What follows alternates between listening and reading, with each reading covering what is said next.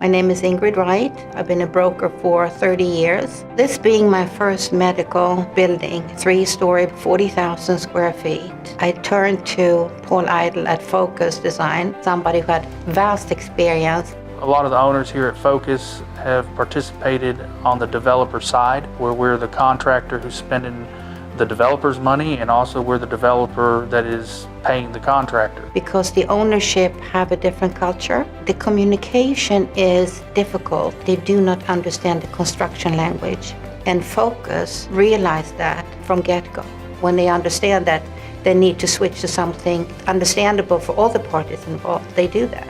We understand how to work with a client, how to educate them a little bit. One of the first things we tried to do was understand what the client's goals were, or try to help them shape some of those goals. When East West Partners sold this parcel of land, it already had the blueprints of the building, which already had been permitted. Because of the structure of the way the ownership wanted it, we had to create more square footage. We had to take the engineering and all the architecture and everything under our umbrella, redesign everything according to the new proposed building, and then take it back through Cary and get it approved with all the final building permits that were required. And somehow, Focus Design were able to create a 1,600 square foot urgent care and rearrange the interior of the building.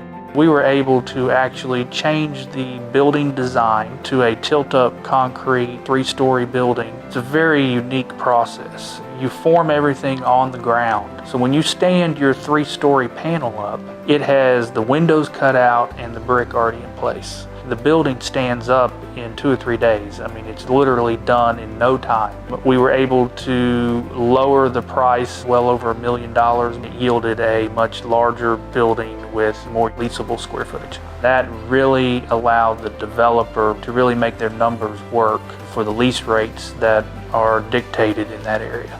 We've had many hurdles.